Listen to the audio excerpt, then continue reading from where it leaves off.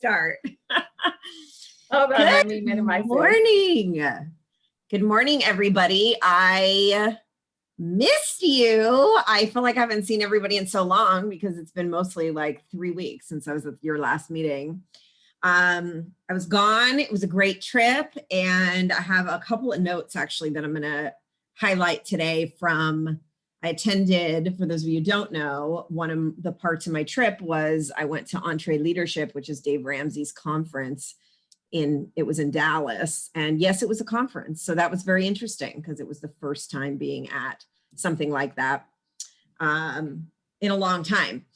And all good. And it was great. And we had some people from Maui come, some people from Honolulu, from KW, and then we had some regional leadership there.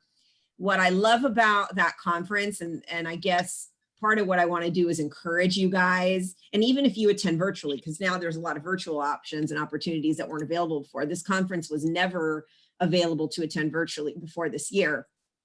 It is really the best conference that I've been to. I went 2 years ago, and our conferences for KW are phenomenal, and they're wonderful, and they're also specific to real estate. I mean, they apply to your business and your life, although everybody that attends is in the real estate industry. What I love about Entre Leadership is it's business owners from all different industries. And so you're in a room, you're masterminding, you're listening to people speak that are giving, kind of overall business advice and financial advice and life advice. And it's, they're all entrepreneurs, business owners. It's, a very creative room, and also people who are very successful and very motivated. So it's such a great environment to be in. And I always have some really great nuggets to take away that we implement. And so I was kind of paying attention to what are some of the things that I could share with you guys that you could apply in your business, or at least that are thoughtful for you to consider. And one of the things, and we could do, a class. I mean, there were a lot of concepts that we could literally do a whole training on.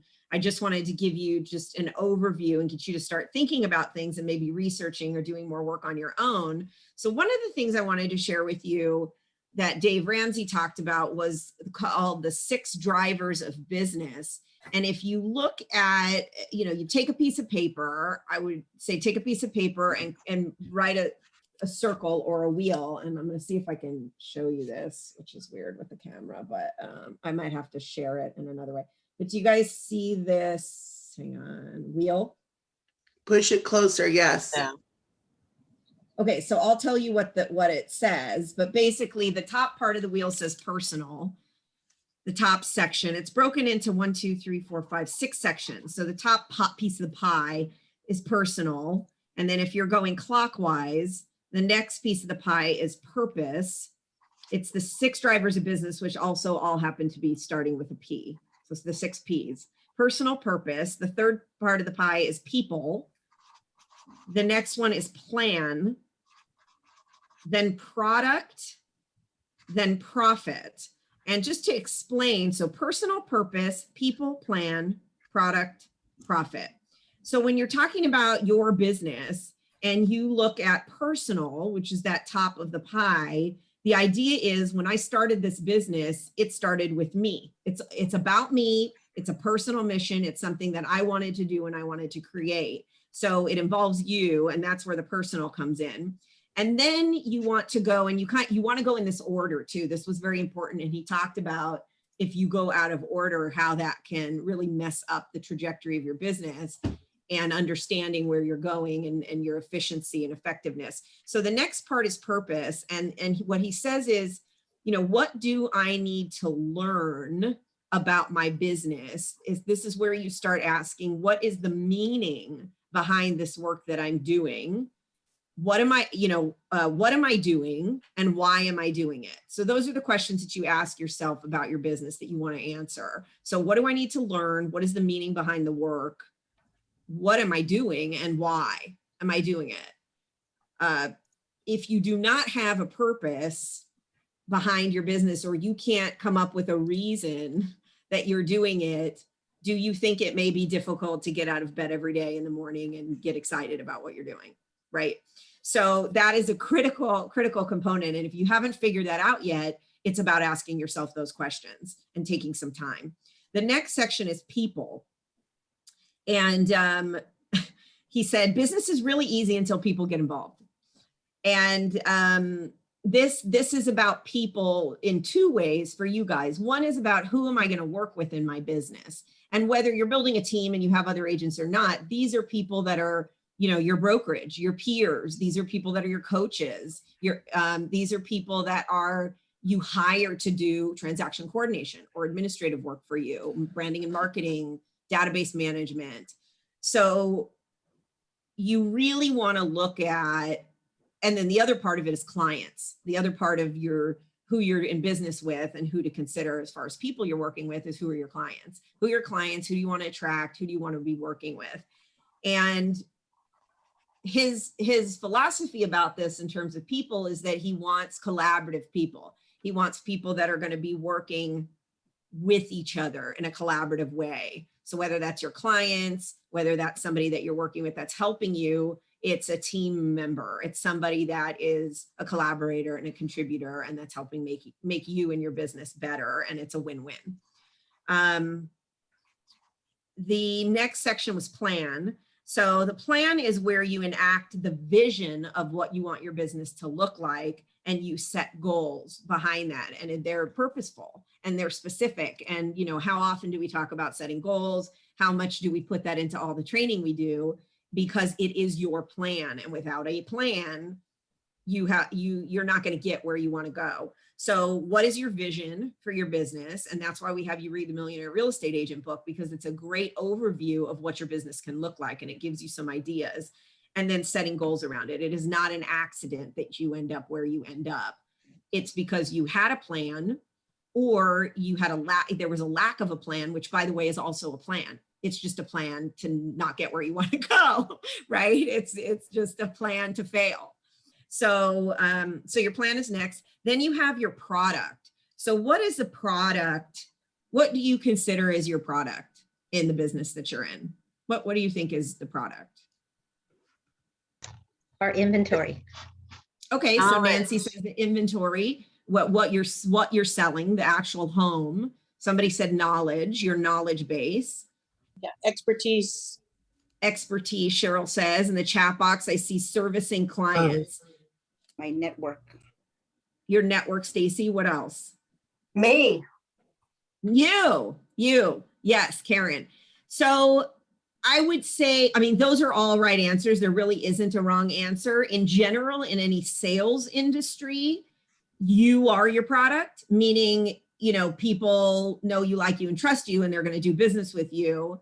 So you yourself are your product, but also everything you said is true. So your experience, your service, your ability to service clients, that is all you. That is all who you are and what you offer, the value of what you provide to a client and why they would want to work with you versus somebody else. So that is another really important thing, because you guys said different things. So the question for you is, what is your product?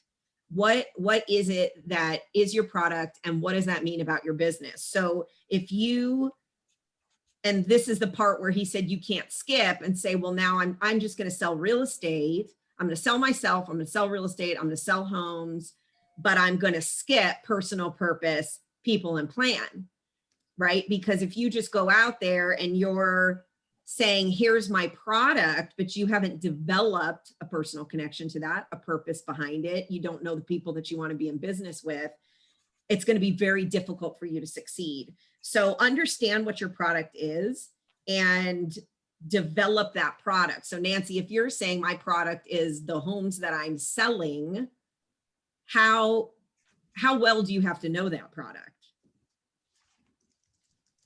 Very well, right?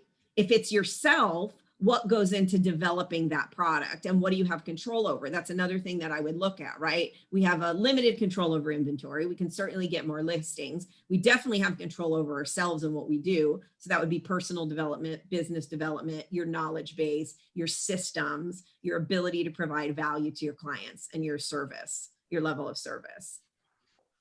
Okay, so really, really thinking about that. And then the last part of this pie is profit. Why is profit the last part of this pie? Anybody have an idea why that's last? If we're going in I order. think Because you have to do everything else to make money. Yeah, That's right, it all Emily. works into it. Good. doing Mick, what you what were you love. I was gonna say money's a byproduct of doing what you love in life. So Love it. that's what I think. Yeah. So yeah, that's all correct. So it's a natural byproduct, right, you guys, of doing those other steps of the pie. So, and the other part of it, so one, it's a natural byproduct of doing the other pieces of the pie, is that profitability will come because you're going to have business because you've done those other things. The other thing is it also means you've served. And one really cool thing that Dave Ramsey talked about is when you think about product and somebody paying you for your service and the value that you're providing, people earn a profit because they've served, right? Money comes and people pay for something when there's an exchange for value. So what he said was to celebrate that. What he said was a dollar bill is like a certificate of appreciation that somebody is giving you for the value that you've provided that's there. And I think that's important for some of you because, especially if you're a newer agent and you might not have the level of confidence or might not be really convinced that your level of value is there, that you can provide to the client, you really have to develop this and think about, I'm providing a value and I'm providing a service and I'm getting money for that. And that's good, right? That's okay. People are happy. I mean, think about when you buy something that you really want or somebody does a great job providing a service for you. Do you feel good about paying them in that case? I mean, do you is this ever a question for you? Who has paid somebody? I just did this recently, actually, for a service somebody provided to me. Who's paid somebody more than what they charged you? Okay, I have. Stacy's raising. Joyce. So what was it that caused A hairdresser. you? Okay, so your hairdresser. So Because what was it that caused she you to pay doesn't for it? overcharge and she does a great job and she's very consistent. And so therefore I feel like she's worth more than what, she's being very humble in her approach. I don't want to force her to charge more, but I do want to reward her for her energy and her time. And I think one of my former managers, owners of a restaurant, he said that it's all about the valued receipt. He says, it doesn't matter how much I charge per plate or what I do, but if they don't have a value in their experience, they're not coming back. Yeah. That's exactly it. So the value part is key. So really looking at what you can do and put in your business to be able to provide that value. Your expertise is one thing. Some people have unique selling propositions. So Joyce, I mean, that's your opinion, right? She doesn't charge enough because she's provided the value. So you feel like that exchange is fair or more than fair. You paid her more. So Michelle says her mechanic, hairdresser. Okay, good, you guys. So any other things to add? I wanted to share those with you so that you can, what would be a good takeaway from this and what you would do next? Like, what's the next step in this process for you going through this, what we just went through?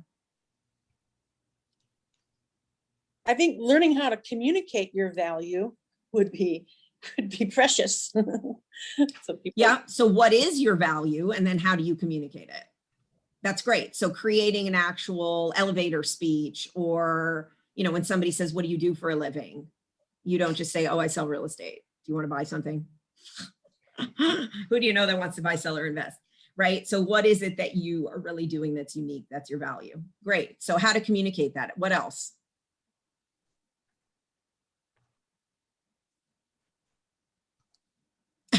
Dawn.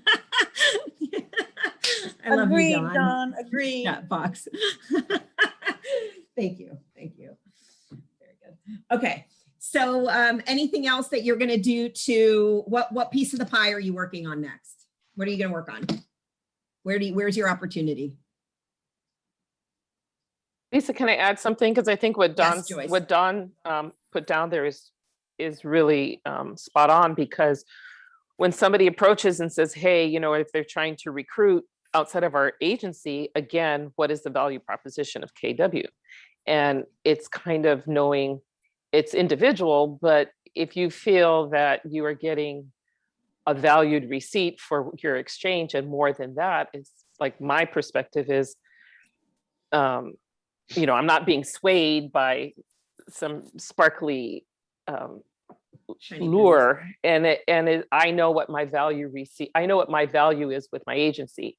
So whether it's the agency or whether it's you yourself, I think you have to be spot on and clear with that when somebody says, well, why am I giving you 6%?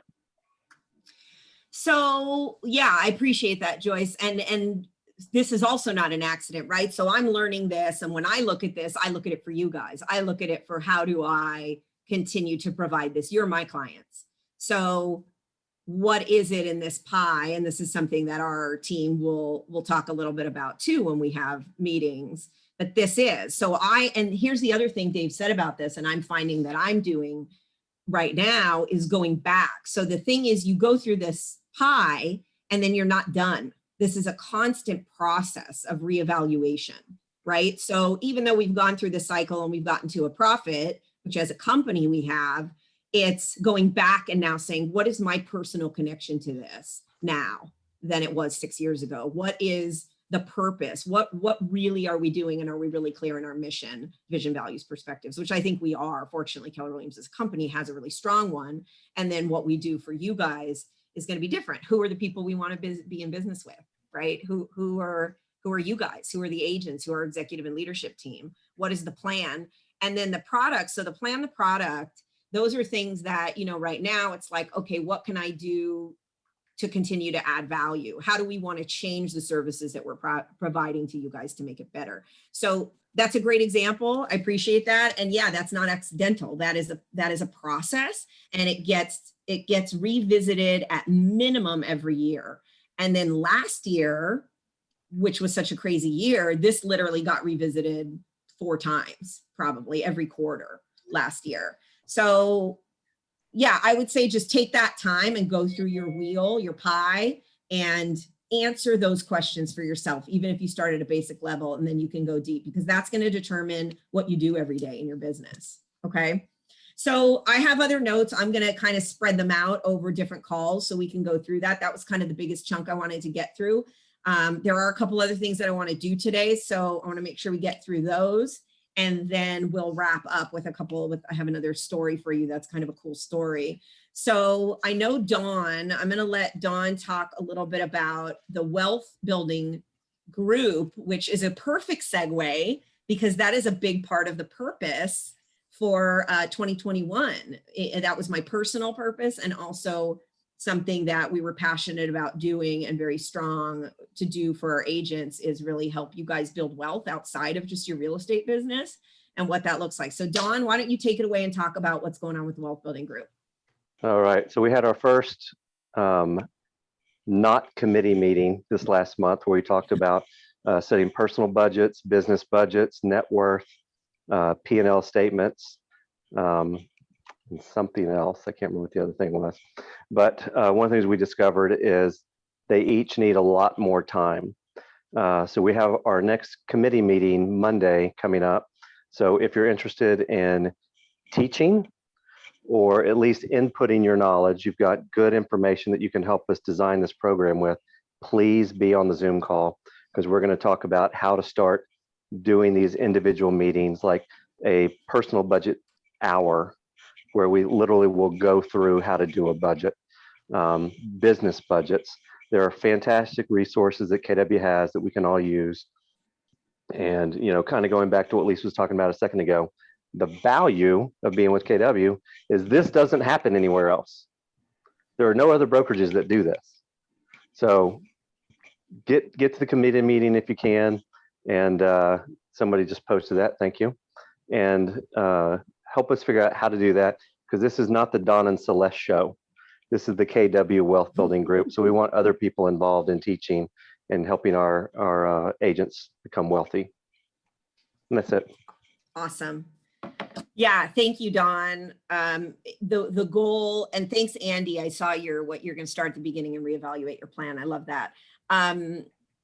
Yeah, the goal of this, I mean, if I picked a single goal, it's to grow net worth, right? So to really be able to grow net worth, which is everything from eliminating debt if you have it, to building wealth, to investing in real estate, to having an insurance policy, to whatever that vehicle is that makes sense for you, and just learning more about it and actually taking the time to go through the process of doing that. And starting with your budget is a really important thing. We also have, as a reminder, an in-house education company that we've partnered with, which is 101 Financial.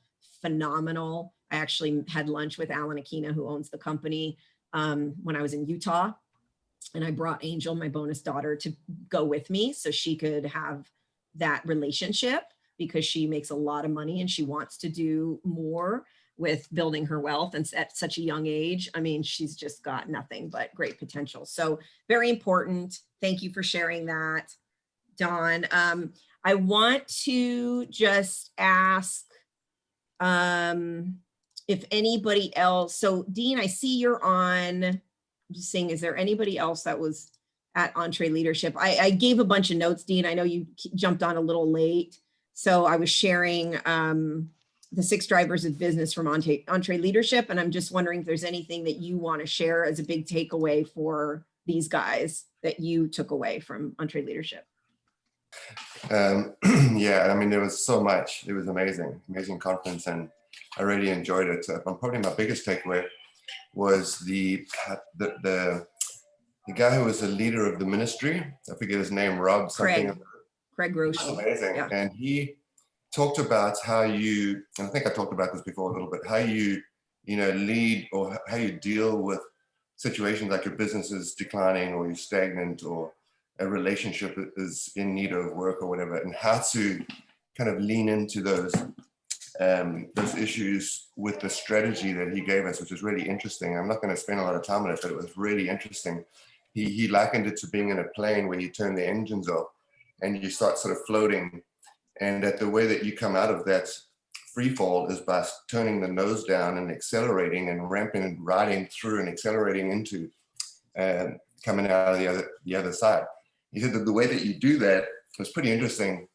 He said that the first thing you have to do is you have to be willing to change how you look at change, because change really is the big part of every topic and discussion that they had at the presentations, where the common denominator was change, and how leadership is really about change and working with that. So changing how you're thinking about change. The other one was have the courage to unmake promises, because I think ultimately we make commitments to ourselves and to our team and our people, and we're reluctant to break the promise. And I'm not saying break a promise, I'm saying unmake a promise, because circumstances change and require a different course of action. You can't hang your hat on something that you've promised your team you would do as long as I'm the leader, So be willing to unmake promises, which I think is a really great one. The other one was, and you talked about it a little bit, Lisa, too, is obsess on the why. Why are you doing this? Why are you even, if you're stagnant or the business is declining, I think you step back and you obsess about the why. What are you doing here? Why are you doing it? And I think that will give you that sort of renewed energy. And the fourth one that he said was, lead with confident uncertainty. Most of us fear change because it's not change that we fear. It's the fact that we don't know what the results of the change will be is what we fear. And that fear really is a driver, but you have to be confident that you're not going to know all the answers, and you're going to surround yourself with people that will help you get to that point. And they said that the pathway to your greatest potential is your greatest fear. So if you're someone like myself who's trying to scale up continually, a lot of that happens through taking on the challenges and things that you're not comfortable with, or you've avoided, or you've procrastinated on. And those are the things to go after and attack. And that's the way that you get to the next level. And he just had this great story about how you do this. And those are really some great ideas about how to lean into challenges and how to lean into a business that's not going the way you want it to. But ultimately what you want to do is you want to accelerate into it and drive through it using a strategy like that gives you the freedom to unmake promises, to be willing to change, and to be willing to lead with the fact that you're not going to have all the answers. Thank you. That's awesome. That was great.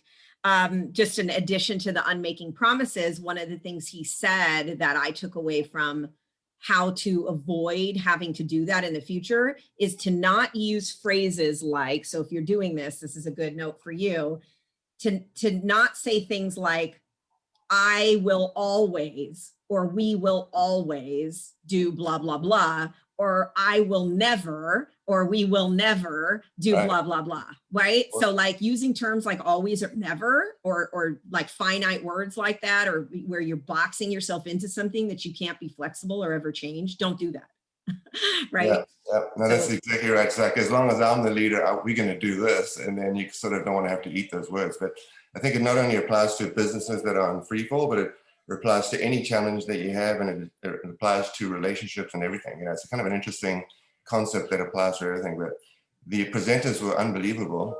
They were all just amazing, and every one of them had a great story and a great advice. But there was one that stuck with me.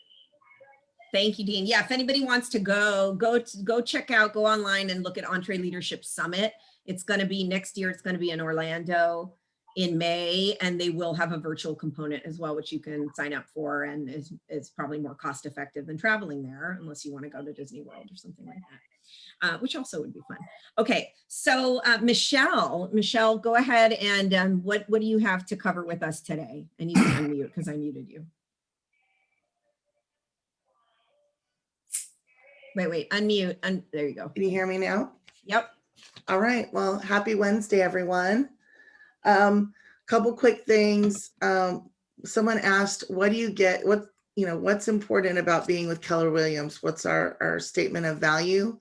And the first thing I share with agents with other firms is the value of people around you. I think, and I haven't researched this, so I should do that.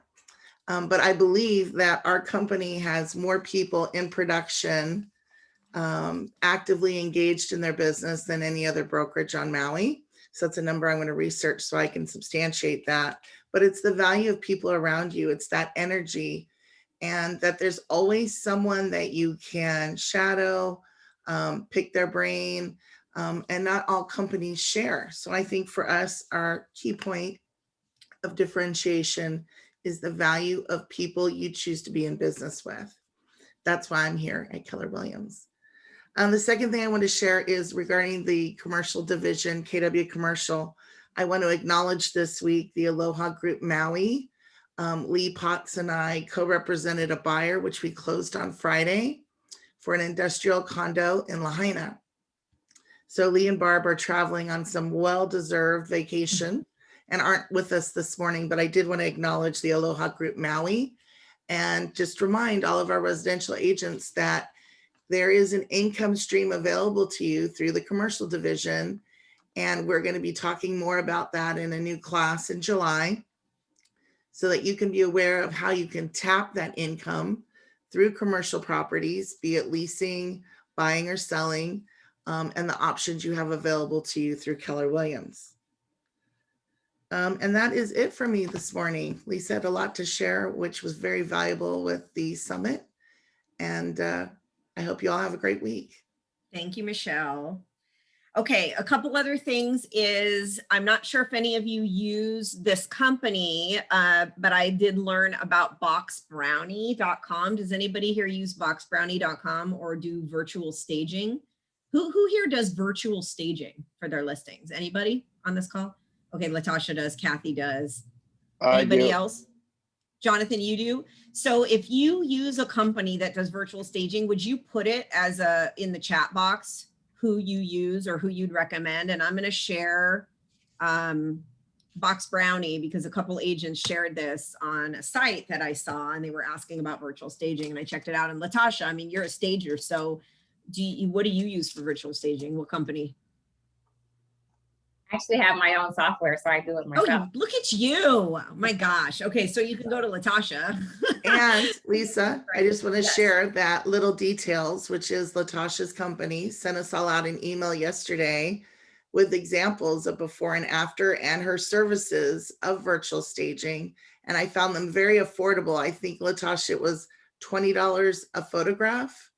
Yes, and it's a 2D and a 3D image. Yeah, it was amazing. So, So that's great. I didn't even see that. That was just a weird coincidence. So, Yeah.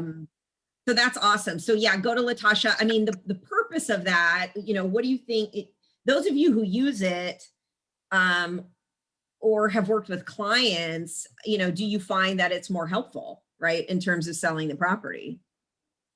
yes.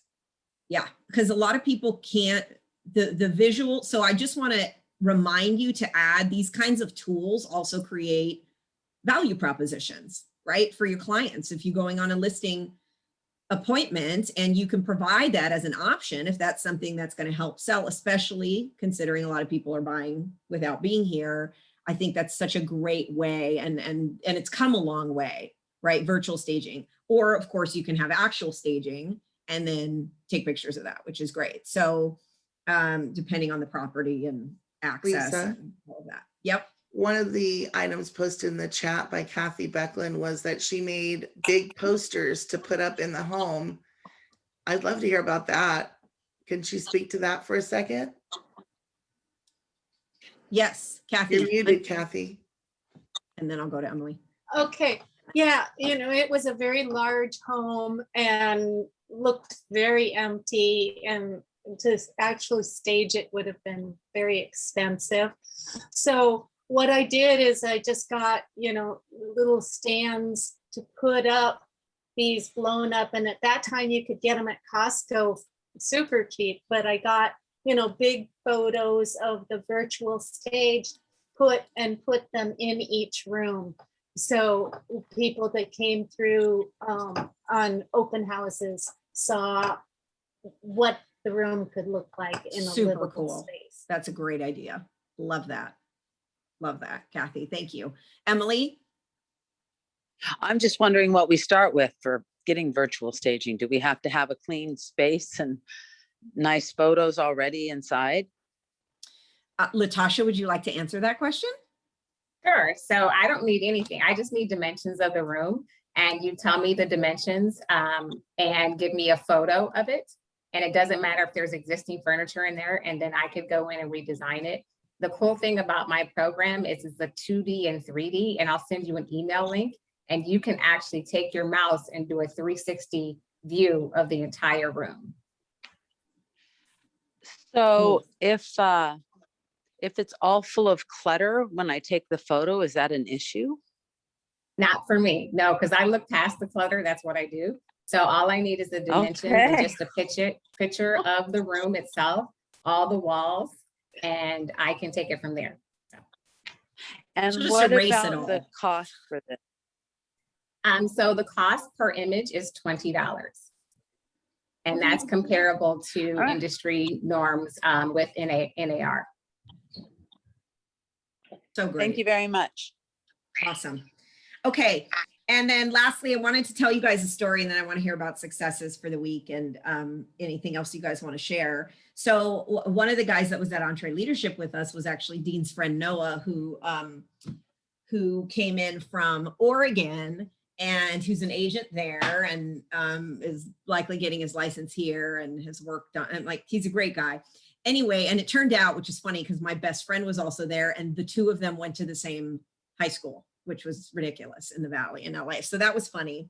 One of the things that he did though, was he told this great story to us. And I thought there was a good lesson in it where he was working with these potential sellers, and they were people that were in his pipeline.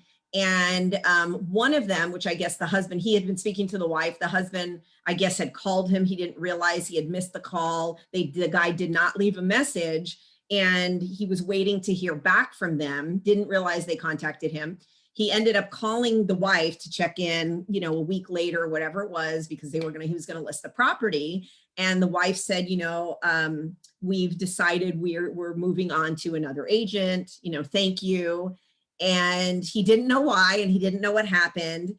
And he said, okay, well, you know, he was very nice about it. He said, well, we're neighbors, you know, I'd love to hang out sometime regardless. And she was like, what do you mean we're neighbors? So it turned out they were in the same neighborhood, which was one of the reasons he had originally reached out to contact them about listing their property, but really hadn't had the opportunity to talk about it. So then they proceeded to have a conversation, him and the wife, and it was a great conversation. And so what happened was she opened up and said, you know what, and he said, I'm sorry, I did not get back to you sooner or return your call. I didn't realize that your husband had called me, and had he left a message, I would have called back right away. And here's the other thing is, so then he looked at his phone, he saw the guy had called him, and he was reluctant. So this was a limiting belief, right? The guy called me, he didn't leave a message. They're going with another agent. They don't want to work with me. And he overcame that when he talked to them on the phone, and they hadn't signed the listing agreement yet, but so he could have this conversation. And instead of hanging up the phone saying, okay, thank you, and not understanding what happened, he just kept the conversation going. Well, I'd be happy to hang out with you guys. So what happened is it led to this conversation, and she says, I'm sorry, my husband didn't leave a message because his English is his second language, and he's very self-conscious about it. And he feels like he doesn't speak it well. And so he doesn't like to leave messages. And so they ended up talking. They didn't sign the listing with the other agent, and he got the listing. And so what do you think, like, what's a moral of that story that you would take away from that?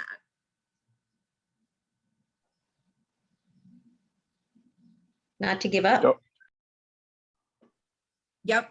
Don't assume. burn any bridges, and always be nice to people, no matter what the reaction was to you. Yeah. Be nice. Don't make Understand. assumptions. Don't make assumptions. They don't like me. They don't want to work with me. They're not calling me back. They're not leaving a message. They're moving on to someone else. Like, you know, they may have other reasons, right? Sarah, did you want to say something? So It's all following, about the service to the client. yeah, the care, seek first to understand. I mean, there's like the Y4C2Ts in that. So I just want to share that. So if you're going through, like, right, don't let your limiting beliefs get in the way, build the relationship, seek first to understand, be nice, and don't get deterred or discouraged if you think somebody's giving you a no, don't just take no for an answer, right? I mean, don't be aggressive, but continue to have that conversation. So I love that story. I thought that was a really great story. Another fun thing from Entree Leadership was one of the speakers, I can't remember who it was talking about, it was like something about like driving in a car and when people are rude. And I thought about this a lot because when you're driving, right, you've lived here forever and then you drive on the mainland and you feel like you're gonna have a heart attack on the freeway. And I'm from LA, so I used to be that person. And now I'm the opposite. And, on the free, and people are not super nice and they're really aggressive, or, maybe they're fine.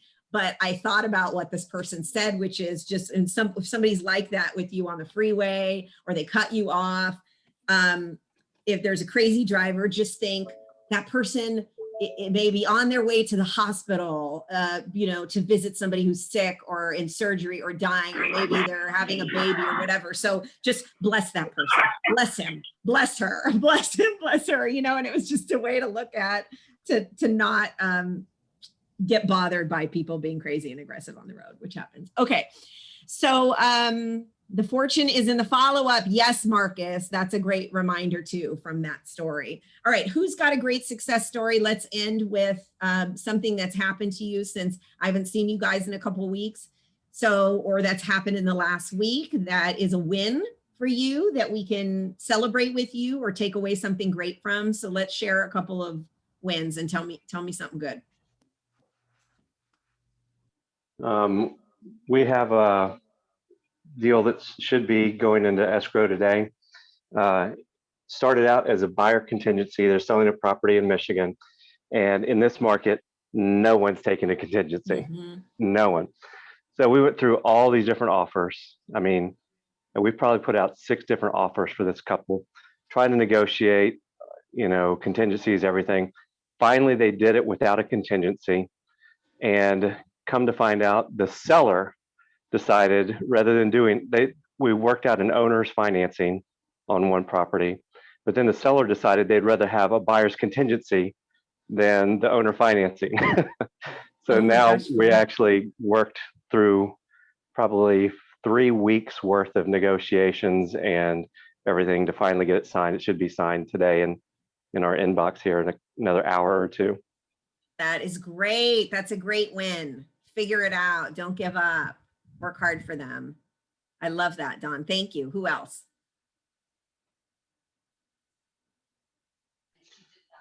We have, you might I have have a said it totally earlier. cool personal one.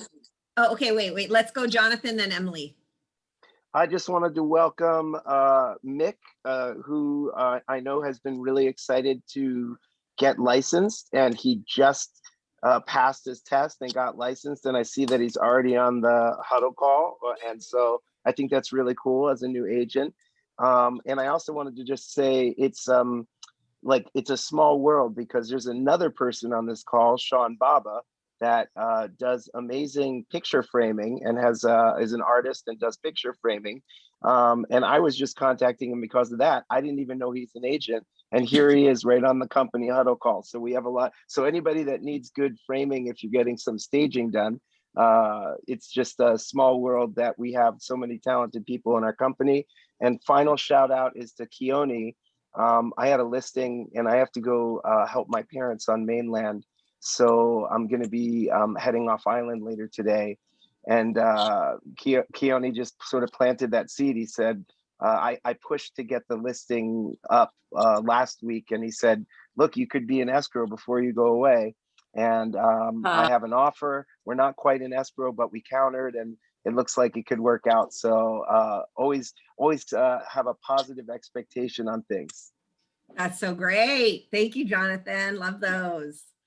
Okay, one more, Emily. You said you have a personal one. Yeah, I scored a Corvette. We had an abandoned vehicle on one of our properties.